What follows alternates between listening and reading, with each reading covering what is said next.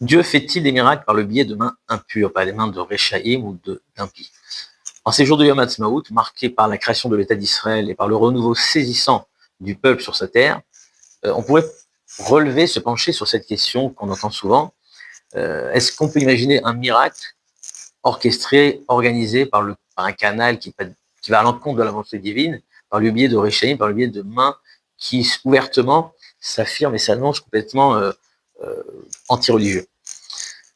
Il faut quand même admettre et comprendre que la création de l'État, c'était un événement miraculeux, prodigieux, défiant toutes les lois de la nature. On parle quand même après 2000 ans d'histoire d'exil, ou dispersés sur tous les quatre coins du monde, un peuple, dizaines de milliers de personnes qui retrouvent leur terre, c'est l'accomplissement des prophéties. La proclamation à l'ONU qui défie aussi toute logique humaine.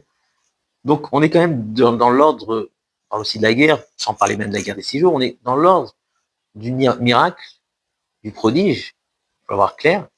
Et donc la question, c'est comment peut-on comprendre que ça peut être organisé par des leaders qui ouvertement se présentaient, il y avait une tentative de vouloir annuler toute cette image du juif religieux pratiquant. Donc c'est ouvertement anti-religieux. Donc comment parler de début de rédemption? Comment mériter des miracles? Est-ce qu'Akadosh Baruch Hu produit des miracles pour des gens qui s'affirment et qui se déclarent voulant aller à l'encontre de sa volonté? Comment on peut pouvoir comprendre ce paradoxe du miracle? Il y a quelque chose de difficile à comprendre ici. Et de manière générale, donc c'est une question, est-ce qu'un miracle peut s'organiser, peut être produit pour une personne ou par une personne qui va à l'encontre même du divin, du spirituel? Finalement, le miracle, on parle d'une intervention divine. Donc, est-ce que ça peut exister? Et si oui, comment comprendre cela? Alors, il n'y a pas besoin d'insister sur le niveau de ces leaders-là qui se proclament anti-religieux. Il suffit, celui qui s'intéresse vraiment, il suffit de regarder un petit peu l'histoire des enfants de Théman. Beaucoup comprennent que c'est une volonté de défaire de la tradition, de les intégrer dans les familles qui étaient complètement... L'histoire des kibbutzim, les fameux kibbutzim, c'était sur des idées déjà qui précédaient la venue en Israël de sionisme, qui étaient ancrées sur des idées socialistes, où il y avait une recherche profonde d'éradiquer tout ce qui pouvait ressembler à la pratique. On travaillait le jour du Kippour, on élevait le porc, etc. Donc, il faut bien comprendre que toute cette manière de construire au début de l'État d'Israël, c'est une tentative quand même d'éradiquer, de défaire tout ce niveau, ce côté pratique, ce côté tradition, ce côté le juif de l'exil, se défaire de tout ça, se libérer de cette image du juif de l'exil et du juif de la pratique juive. On peut parler du Shomer Hatzaïr, ce fameux mouvement de jeunesse qui avait inscrit comme 10 commandements, un peu comme pour en opposition avec les 10 commandements de Aseret Dibrot. Donc il y avait les 10 commandements où c'était purement laïque, travailler sa terre, participer à l'armée, à la construction, etc. Donc il faut quand même avoir clair, il faut être lucide, et pas se bander les yeux ni se cacher la face, pour bien comprendre qu'il y avait une tentative ici d'effacer la tradition, d'effacer tout ce qui ressemble et tout ce qui peut résonner à ce qui ressemble à de la pratique juive, pour créer une nouvelle image du juif, qui est complètement laïque, qui travaille sa terre, etc. Comment comment concilier ça avec l'intervention miraculeuse qui était méritée à cette période? Alors, si on se penche un petit peu sur des sources talmudiques, on pourrait déjà citer par exemple, c'est-à-dire qu'on peut voir plusieurs endroits dans le Talmud où le Nes, le miracle, ne peut pas être opéré pour quelqu'un qui va à l'encontre même du divin. Par exemple, quand on parle de l'histoire dans dans Avodah Zarah Yutret Amud Aleph, de Berouria, la femme de Rabbi Meir, qui dit à Rabbi Meir, regarde, ma sœur, qui était la fille de Rabbi Hanina ben Teradion, s'est retrouvée dans une kouba chez les Zonotes, une maison de débauchés, et on est obligé de faire quelque chose pour la faire sortir. Donc Rabbi Meir, il agit tout de suite, il prend de l'argent, il va, etc., pour la sauver, et puis quand il arrive là-bas, il se pose une seule question, il dit, est-ce qu'elle a fauté, est-ce qu'elle est déjà devenue impure ou pas? Le miracle, pour la faire sortir, dépend, est-ce qu'elle est déjà devenue impure, est-ce qu'elle a déjà fauté ou pas? Donc on voit clairement Rabbi Meir qui fait dépendre le miracle au niveau de la personne. Deuxième Gemara dans Gittin Memé, fameuse Gemara avec le Rav Illich, qui était assis en prison, à côté d'ailleurs d'une personne qui comprenait le langage des oiseaux. Et à un moment donné, il y a un oiseau, un corbeau qui arrive, donc il parle, puis la personne lui dit Illich brach, Illich brach. L'oiseau, il est en train de dire Illich, sauve-toi.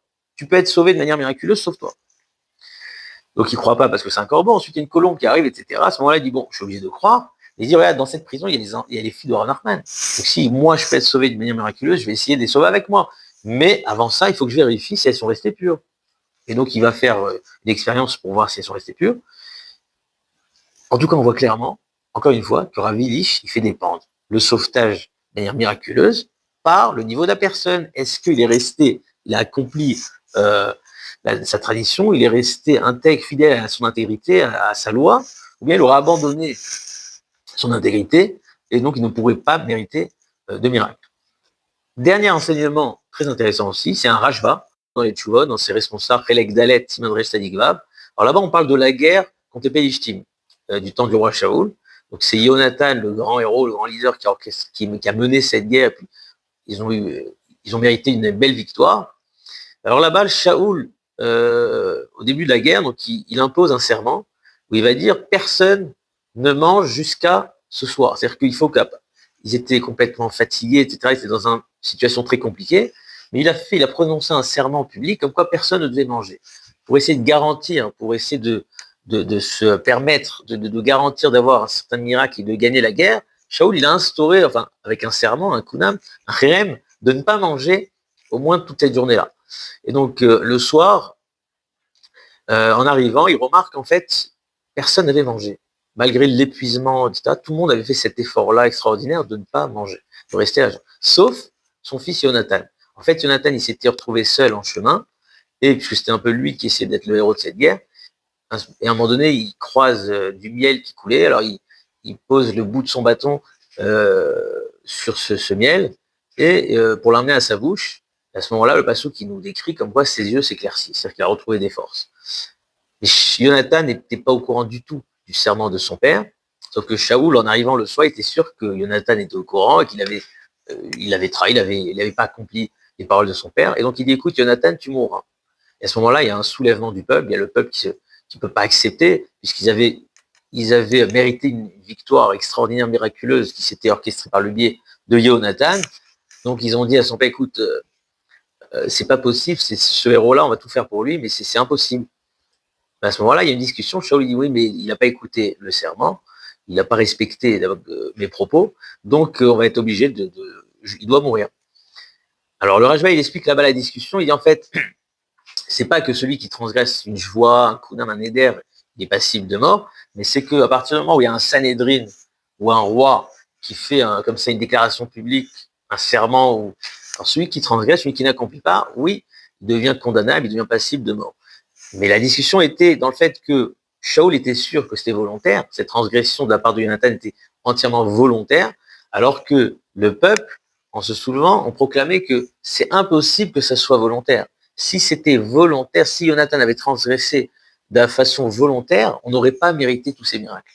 Donc on va encore une fois, là c'est écrit de manière très très explicite dans les paroles du Rashba, le nes, le miracle, n'appartient qu'à celui qui accomplit la Torah et les mitzvot. Le nes ne peut pas se produire pour quelqu'un qui transgresse la Torah. Donc on voit de manière très claire, et ça suit un peu la logique des Gmarot qu'on a cités auparavant, comme quoi l'intervention divine, le miracle, le prodige, c'est contraire à celui qui va à l'encontre même de la volonté divine. Il y a quelque chose de contraire. Si on va à l'encontre d'une volonté divine, comment on veut mériter une intervention divine? Donc, a priori, on a du mal à comprendre comment un miracle comme la création de l'État, le renouveau saisissant du peuple sur sa terre peut s'accomplir par des gens qui étaient complètement fauteurs, pécheurs, qui avaient une seule volonté, c'est d'éradiquer la religion, même s'il y avait déjà un début, d'accord, faut quand même, au niveau historique, il y avait quand même un début de volonté d'arriver sur cette terre qui était organisée par le Rav Moaliver, et avant ça, par beaucoup de rabbanim, etc., qui étaient pour la venue sur sa terre, mais de manière officielle, ça s'est fait avec la déclaration officielle, etc., ça s'est fait quand même par un groupe de gens qui étaient entièrement animés d'une éradiction de tout ce qui pouvait ressembler à la religion. D'un autre côté, on trouve quand même pas mal de sources tanachiques, talmudiques.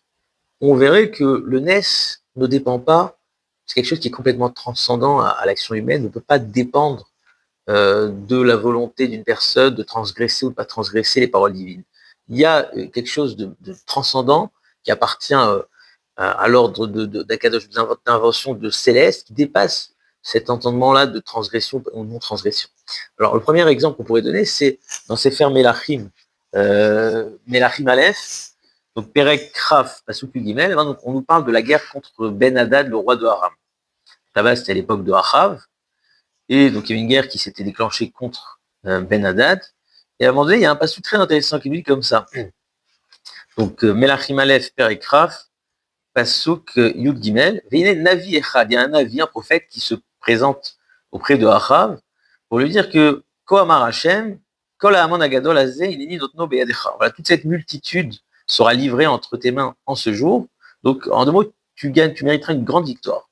Et à ce moment-là, Achav, il pose des questions au prophète. Vayomer Achav Bemi, mais par quel intermédiaire nous allons gagner cette guerre? Et on lui dit, Benehare Sarah Medinot, par les jeunes Sarah Medinot, les jeunes gens des chefs des provinces. Et il pose une deuxième question. Mais qui va mener cette guerre-là? Alors, c'est quoi la question de Achav? Achav, c'est le roi, ok, c'est lui qui est chef, c'est le grand chef. Pourquoi Achav s'étonne de manière tellement étrange? Il pose plusieurs questions pour arriver à cette question, mais qui va mener cette guerre? Et la réponse du Navi, Ata, c'est toi. Et donc, le Radak nous explique que Achav s'étonnait du fait que la victoire pouvait être organisée, pouvait être menée par lui-même, alors qu'il était à Oved Avodazara. Il était idolâtre, père des Nevi Abba, des prophètes du Baal. Donc, comment une victoire miracle pouvait être menée par une personne à Avodazara? Sauf que le Navi lui dit, Ata, ça sera toi. Et donc, on voit clairement que ces miracles où Akadosh Baruch Hu organise une victoire pour le peuple, ça dépasse le niveau de celui du canal qui est le biais par lequel le miracle va être produit. Une dernière Gemara, c'est dans Meila Yutred, on raconte l'histoire de Rabbi Shimon ben Yochai, donc qui avait été choisi pour être envoyé pour annuler les décrets des Romains. Comme la Gemara dit, il y a Baalanes, celui qui était habitué au miracle, on va l'envoyer pour essayer d'obtenir un nouveau miracle et annuler ces décrets écrasants pour le peuple d'Israël. Et donc, sur sa route, Rabbi Shimon ben Yochai, il croise un Shed, Bent Malion, qui était là pour l'aider. Et à ce moment-là, il est dérangé, il dit, écoute, moi, la servante de mon ancêtre Abraham, Agar, elle méritait d'entendre à 3 reprises le malach, l'ange, d'avoir un dialogue avec l'ange. Et moi, j'ai besoin d'un Shed. Et donc, il était dérangé. À ce moment-là, il dit, écoute, la fameuse phrase, Yavo, Anes, Mikol Makom. À partir du moment où on est dans l'ordre du miracle, du prodige, Yavo, Mikol Makom, qui viennent de n'importe où, qui viennent de partout, de tout horizon. Le miracle, il dépasse le mérite et le niveau par lequel il est organisé. Le miracle, c'est quelque chose providentiel, c'est de l'ordre du divin. Donc, pour essayer de mieux comprendre tout ça, d'un côté, on voit qu'un miracle ne peut pas arriver, ne pas être organisé par le biais de mains impures, et d'un côté, on voit énormément de sources où, si, l'ordre du miracle dépasse l'entendement humain. Pour rien mieux comprendre, j'aimerais qu'on s'appuie principalement sur l'histoire qui est mentionnée dans Melachim Bet du roi Yerovam ben Yoash. Donc le roi Yerovam, un des rois d'Israël, c'est un des plus grands, un des rois les plus puissants de l'histoire du peuple d'Israël. Vraiment un roi, on est peut-être le 13e roi ou quelque chose comme ça. On est à peu près 2 siècles après Yerovam ben Navat. Et donc ça va être le grand sauveur, le grand restaurateur du peuple d'Israël. Alors, il y a des psukim très, très intéressants. Quand on regarde Melachim Bet, Perek Yudalet, Pasuk Rav Dalet, le Navi nous dit comme ça, Vaya'as Ara Be'ene Hashem. Donc, dans Melachim, le verset, il insiste sur le fait que ce roi-là, Yerovam II, ce qu'on appelle Yerovam II, il fit le mal aux yeux de Hashem. L'osar Mikol Chatat Yerovam Ben Navat. Il n'a évité aucun péché du grand Yerovam Ben Navat, le grand fauteur, Asher Ertiet Israël, qui avait égaré Israël. Alors, le pasuk d'après, où est Shivet Goul Israël? Mais attention, ce Yerovam-là, c'était le grand restaurateur. Il a rétabli les frontières d'Israël depuis Hamat jusqu'à la Yam Arava, la mer de la plaine. Kidvar Hashem accomplissant la parole de Dieu qu'il avait prononcée à son serviteur Yona, le fameux Yona, le prophète Yona. Et donc, comme si le passage qui fait exprès, c'est-à-dire qu'il nous dit d'un côté, il fit le mal aux yeux d'Hachem, comme personne n'avait fait fauter le peuple. Mais attention, c'est lui le grand héros, le grand sauveur, le grand restaurateur d'Israël. C'est lui qui va rétablir les frontières, c'est lui qui va récupérer les territoires jusqu'en Syrie. C'est lui qui va mener Israël à son apogée économique. C'est vraiment un des rois les plus puissants de l'histoire d'Israël. Alors comment comprendre cette conciliation, cette insistance du passouk, le fait que c'est un grand fauteur, puisque ça, il fait fauter, il fait égarer le peuple au niveau spirituel, mais c'est le grand leader. Alors la réponse, c'est le troisième passouk. Passouk qui suit, qui ra'at Hachem et Toni Israël. Hachem avait vu la situation, la misère extrême d'Israël à ce stade-là, Ve'efes Atzur, Ve'efes Azou, sans que personne était là pour lui prêter assistance. Et donc là, on voit, je pense qu'il y a un secret qui se cache ici. Une première manière d'expliquer un petit peu, c'est que parfois, il y a ce qu'on appelle l'urgence vitale. Il y a un pikuach nefesh. On est dans une situation de détresse absolue. D'accord, on est au lendemain de la Shoah. Tout est effondré, il reste plus rien, tout est en cendres, tout est en fumée. D'accord, il y a une nécessité divine d'empêcher l'effacement absolu, l'effacement complet de la pérennité du peuple d'Israël. Il y a, à partir de là, Akadosh Baruch Hu, il organise. On est dans de l'ordre du grand projet, d'accord? C'est des pas de géant dans le grand projet, comme le Ramchal dit toujours. Il y a la direction quotidienne de Mishpat de justice, cause à effet, cause-conséquence, et parfois il y a une autre direction en parallèle du grand projet. On ne comprend pas toujours le cause à effet, la relation de cause à effet. Et à l'intérieur de ce grand projet, il y a la création d'un État, la création d'un peuple, la création d'un nouvel État sur sa terre qui va être un refuge vital pour reconstruire le corps. Et quand je dis reconstruire le corps, ça peut être aussi, même si certains vont pas être d'accord, reconstruire la Neshama. C'est-à-dire que c'est un sauvetage aussi bien physique, mais peut-être aussi spirituel. C'est-à-dire qu'on parle de la renaissance, c'est une nouvelle bouffée d'oxygène pour faire renaître le monde des yeshivot qui est complètement effondré, enfumé après cette Shoah. Qui sait qu'est-ce que ça aurait donné la suite de l'exil en Europe, la renaissance du monde des yeshivot. Il faut s'avouer quand même que sur cette terre, en Israël, sans rentrer dans l'histoire des subventions, sans subventions, mais il y a quand même une infrastructure qui permet à garantir l'accomplissement des yeshivot. On peut parler aussi de l'assimilation, d'accord? C'est-à-dire que le fait d'avoir sa terre, c'est quand même le rempart contre l'assimilation, il faut se l'avouer. C'est-à-dire que si vous allez aux États-Unis, il y a, je sais pas, 80-90% d'assimilation, on dit toujours que c'est le plus grand danger, bien plus que la Shoah. Sur cette terre, ici en Israël, on est contraint, c'est-à-dire que ce soit volontaire ou pas volontaire, ça permet quand même de maintenir l'identité pure, intégrité du peuple, et ne pas tomber dans cette assimilation envahissante. Donc ça, c'est exactement les mots du Passouk.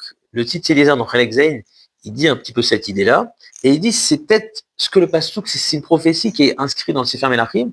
On vient essayer de nous faire comprendre que oui, parfois, on peut avoir les plus grands fauteurs, mais il y a ici, au niveau de l'ordre du grand projet, une reconstruction, une renaissance, parce qu'on était dans un cas d'urgence vitale, on a besoin de reconstruire, de tout reconstruire. Alors c'est vrai que on peut aussi rajouter une autre explication, ou un petit peu comme au temps de Ezra. D'accord, la montée de la Aliyah en Israël du temps de Ezra, c'était aussi organisé, c'était fait par des, enfin pas fait par des gens, mais on parle d'une époque où les gens étaient des grands fauteurs qui étaient mariés avec des femmes non juives, qui profanaient le Shabbat, et malgré tout, on voit que c'est eux qui reprennent le pays, qui montent en Israël pour tout recréer, pour recréer le temple. Plus que ça, c'est organisé par la déclaration de Koresh, par un goy, et dont le prophète Yeshaya même, le premier passouk, on dit quoi, Marachem limshicho Koresh, à son Mashiach Koresh. La gloire dans Megillah Yubed, il dit quoi, Mashiach Koresh? Oui, Akadosh Baruch Hu, il avait une intention de recréer, tout recréer, ça devait passer par les mains d'un goy. Pourquoi? On a du mal à comprendre. Il faut savoir que on n'est pas en mesure de comprendre, comme l'écrit Ramosh Feinstein d'ailleurs dans sa tchouva, quand on lui demande comment ça se fait par des non-religieux, il dit on ne comprend pas l'intervention divine. Précaire Eloka, Baltimsa, comme il dit Iov. Alors, le Midrash, il dit concernant la montée de Ezra, quand ça se fait que ça s'est organisé par des gens comme ça qui étaient complètement pécheurs, fauteurs, il nous dit Maaseem Naïm, Shmotem Keorim. C'est vrai que leur nom était pas beau, était moche, mais leurs actions étaient belles. Parfois, il faut regarder l'action. C'est-à-dire que derrière, peut-être cette volonté de créer l'image du juif, qui n'a rien à voir avec la pratique, avec l'accomplissement des mitzvot, il y a quand même, se cache derrière ça une volonté profonde de maintenir le peuple, la dimension du peuple. C'est tout ce qu'il y a la Torah d'Israël, le peuple d'Israël, la terre d'Israël. Donc au niveau de la terre d'Israël et du peuple d'Israël, il y a une volonté de vouloir maintenir ça. On pourrait dire, qu'est-ce qu'il en a à faire qu'il devienne goy et qu'il aille vivre en Suisse ou dans n'importe quel pays bien plus tranquille et bien plus à l'aise. Non, et on voit qu'il y a une volonté, une flamme, il y a quelque chose qui se cache derrière cette volonté de monter en Israël où on veut maintenir la dimension du peuple, la dimension de la terre. Donc peut-être, encore une fois, Shmotem Enam Naïm, il y a des intentions ici, il y a des volontés qui ne sont pas des tentatives, qui sont là qui vont à l'encontre, évidemment, et ça il faut bien le dire, il faut le dire de manière très claire, vont à l'encontre du projet d'Akadosh Baruch Hu, de la Torah et des mitzvot, mais derrière ça se cache quand même une volonté de garantie, de maintenir le peuple d'Israël. Alors on pourrait aller plus loin et se demander, ok, ça peut arriver par des mains impures, par des fauteurs, etc. Mais pourquoi précisément? Pourquoi ça ne se ferait pas par des gens qui gardent les mitzvot, qui ont toujours maintenu, qui ont sacrifié leur vie pour garder la Torah et les mitzvot? Pourquoi ça devait se faire précisément par des gens comme ça? Alors, ce qu'on peut dire, c'est que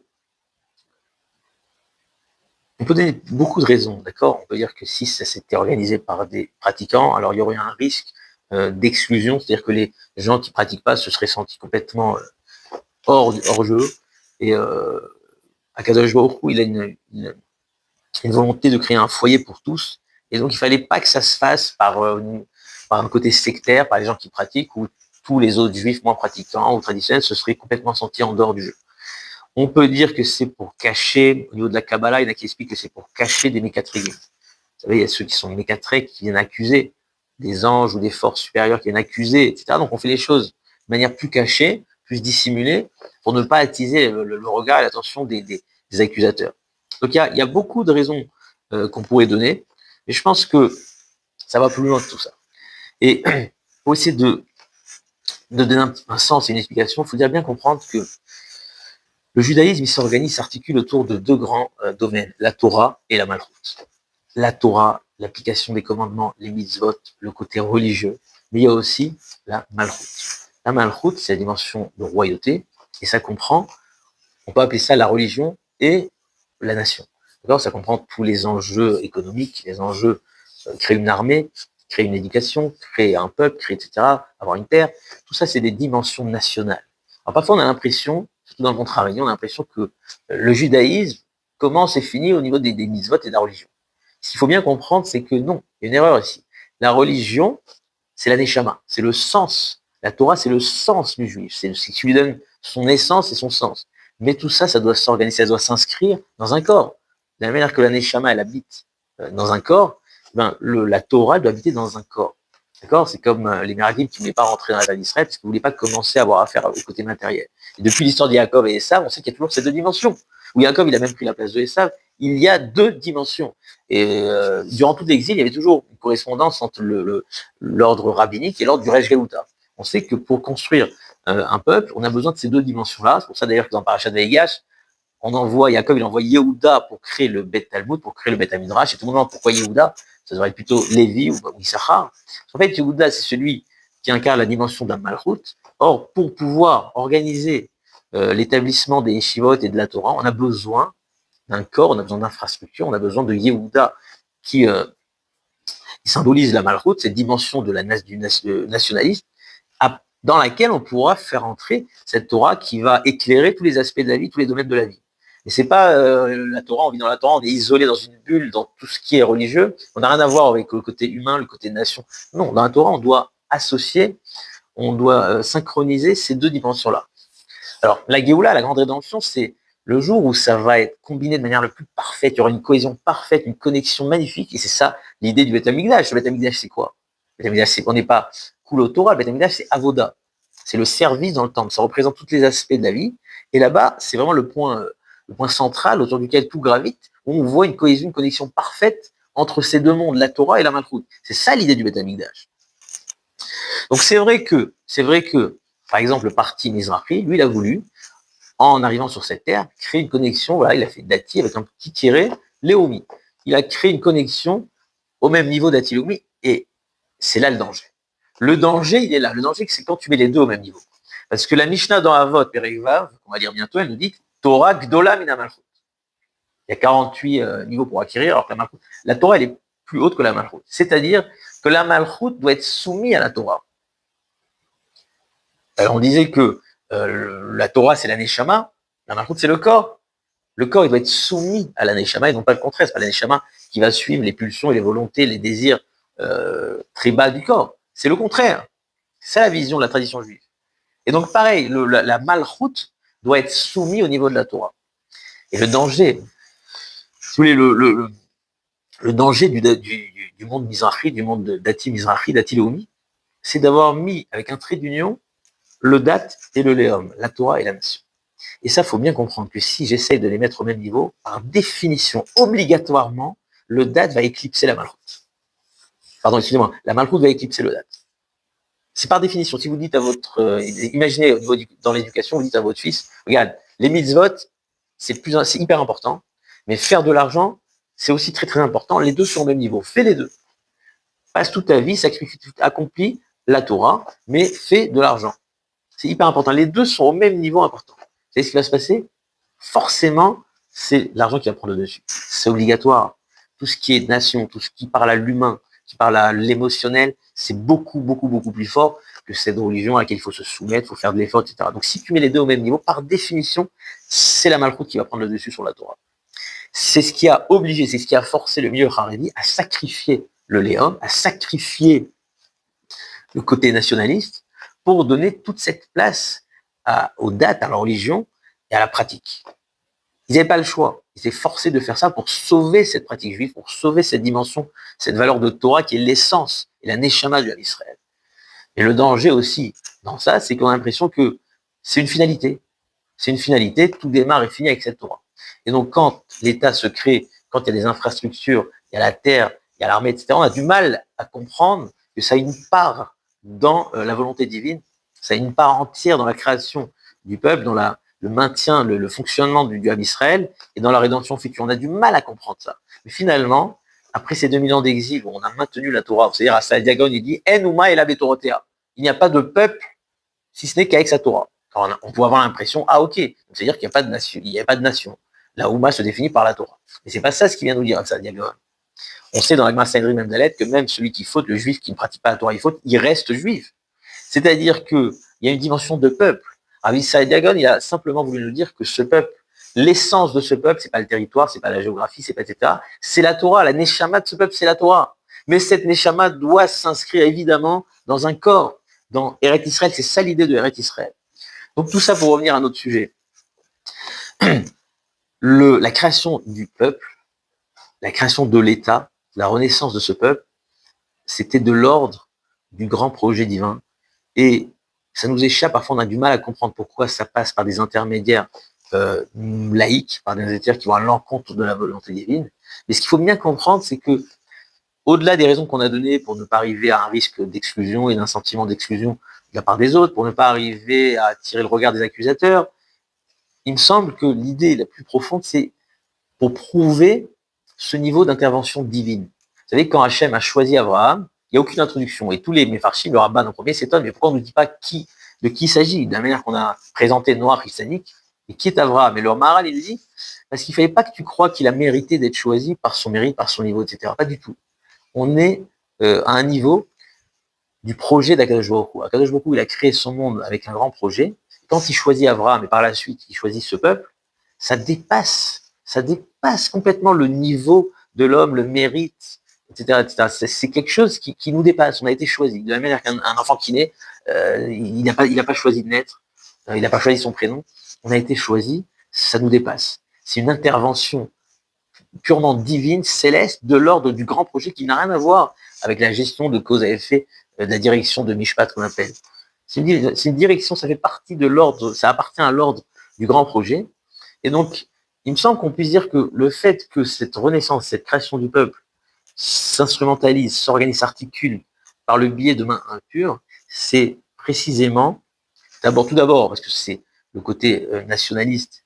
Nous, on était complètement si vous voulez, celui qui avait eu affaire durant l'exil qu'avec la protection de la Torah n'était concrètement pas en mesure, c'est un peu comme le Passouk nous dit, Akadosh Baruch Hu est passé par les bras du roi Yerovam, ou par les bras de Koresh, ou par les bras militaires, etc., parce que finalement, c'est eux, et fait sa dessous. Le monde était dans un état de détresse absolue, il fallait trouver quelqu'un qui était en mesure, donc déjà au niveau technique. Mais plus que cela, il y a une volonté ici d'arracher ce peuple de ce niveau-là, où tout lui vient par le mérite, par son mérite, par ses misotes, et lui faire comprendre que là, on est on s'inscrit dans l'ordre du grand projet, et c'est une intervention divine qui vient amener son projet à vous. Donc, pour prouver cette dimension d'intervention divine, et pour qu'on comprenne bien qu'il ne s'agit pas ici d'un mouvement naturel, il y avait un besoin que ça passe d'une manière où on ne comprend pas, ça passe par des mains qui nous échappent, des mains qui peuvent être impures.